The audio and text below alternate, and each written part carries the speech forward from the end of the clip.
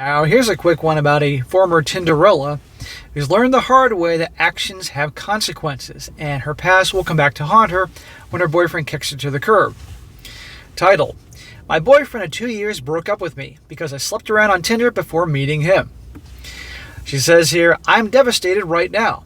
My boyfriend and I have been together for 2 years, and he just broke up with me out of nowhere. We had no discussion, no fight, just gone. He found out that prior to me meeting him, I actually slept with a lot of guys on Tinder. Well, that's going to do it for a lot of guys. What were you thinking back then with Tinder? You weren't. For 99% of my life, I was never promiscuous. The whole club bar lifestyle never appealed to me.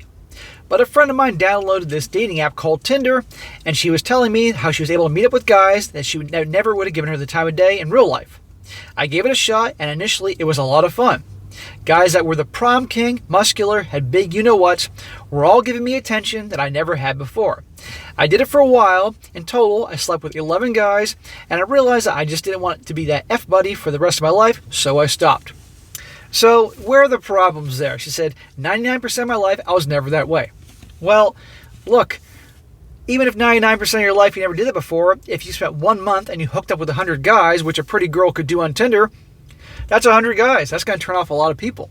You could have a guy who's honest his whole life and decides one day he's going to become a bank robber and successfully rob 5 banks. And even though he was honest his whole life, he still robbed 5 banks in a month. And guess what? If he gets caught, he's going to prison for a very long time. So it doesn't make a difference if 99% of your time you're that way.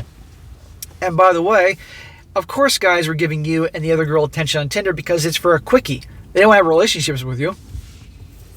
Anyway, I ended up meeting my boyfriend then at my friend's house party when we were having a Cherokee night. I don't know what the hell that means. And since then, we had been close and I had no desire for leaving him or cheating. I told a friend of mine about my Tinder experiences, and she told her boyfriend.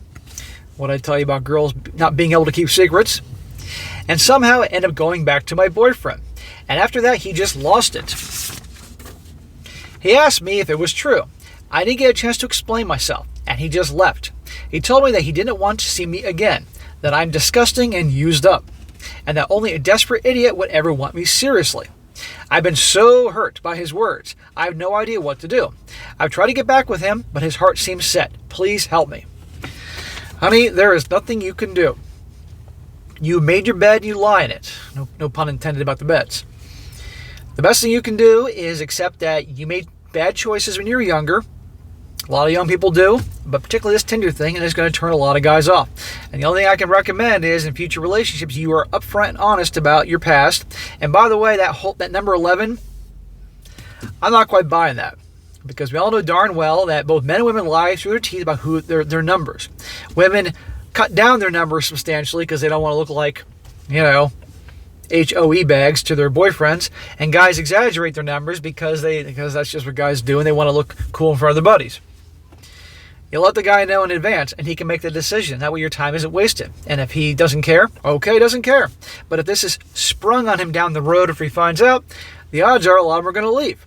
End of freaking story. The only guys that wouldn't leave are ones that don't care, or guys that are weak and they got no other options. But consequences have actions. And this Sodom and Gomorrah 2.0 world that we're in right now, where people are behaving the way they are and think that there's no tomorrow, no big deal, the past will catch up with you. It always does. So it's important people think about what they do before making these types of decisions. These are important, and it's important to that guy. He had every right to do it. You got to move on.